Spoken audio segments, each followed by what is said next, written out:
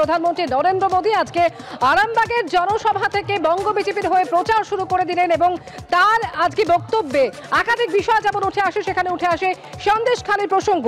আর Kunal Ghosh social সাইটে এই নিয়ে একটি পোস্ট করেন, যেখানে তিনি লিখেছেন, নরেন্দ্র মোদী বাংলার মাটিতে একরাশ কুৎসা করে গেলেন, যুক্তি দিয়ে তাকে ধুয়ে দেওয়া যায়, কিন্তু ঘটনা হলো তার কড়া সমালোচনার মূল দায়িত্ব যাদের। দুটি আলাদা বিরোধী দলের লোকসভার দলনেতারা তো প্রধানমন্ত্রীর লোক, এদের সঙ্গে বিজেপির যোগাযোগ। এই দুজনকে দুভাবে ব্যবহার করেন মোদী। একজনকে রোসফানি থেকে বাঁচিয়ে গলায় বকলেস পরিয়ে রেখেছেন। সোশ্যাল সাইটে এমনই পোস্ট করেছেন কুণাল ঘোষ।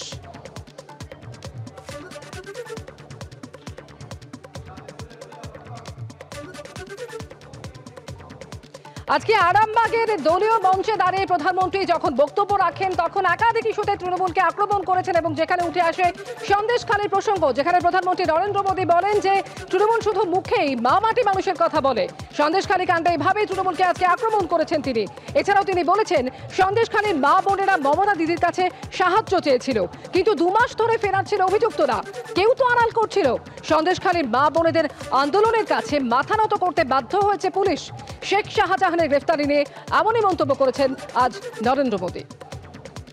टीएमसी के नेता ने संदेश खाली में बहनों बेटियों के साथ दुस्साहस की सारी हदें पार कर दी। जब संदेश खाली की बहनों ने अपनी आवाज बुलंद की, ममता दीदी से मदद मांगी, उन्हें बदले में क्या मिला? मुख्यमंत्री दीदी ने, बंगाल सरकार ने टीएमसी के नेता को बचाने के लिए जो भी कर सकते थे पूरी शक्ति लगा दी। बीजेपी के दबाव में इन सारे नेताओं ने रात दिन लड़ाई लड़ी, माताओं बहनों के सम्मान के लिए लड़ाई लड़ी, लाठियां खाई, मुसीबतें झेली। बीजेपी के दबाव में आखिरकार कल बंगाल पुलिस ने आपकी ताकत के सामने झुक करके उस आरोपी को गिरफ्तार करना पड़ा है। দুর্নীতি থেকে শুরু করে সন্দেশখালি একাধিক ইস্যুতে আজকে তৃণমূলকে আক্রমণ চালিয়েছেন প্রধানমন্ত্রী নরেন্দ্র মোদী। আর নরেন্দ্র মোদীর এই বক্তব্য নিয়ে কি বলছেন তৃণমূলের রাজ্য সহসভাপতি জয়প্রকাশ মজুমদার, শোনাবো।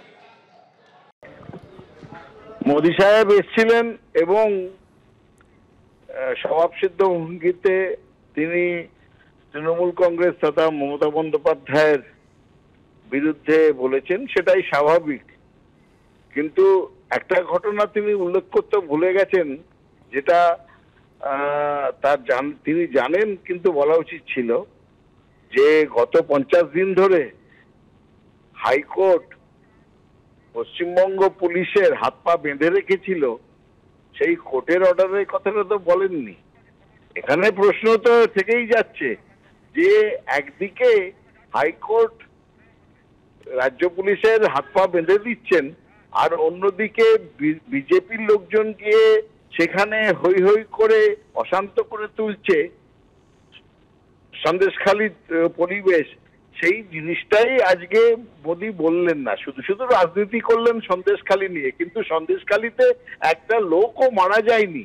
মণিপুরে প্রায় 300 জন মারা গেছে, সেই নিয়ে কোনো কথা বলেননি।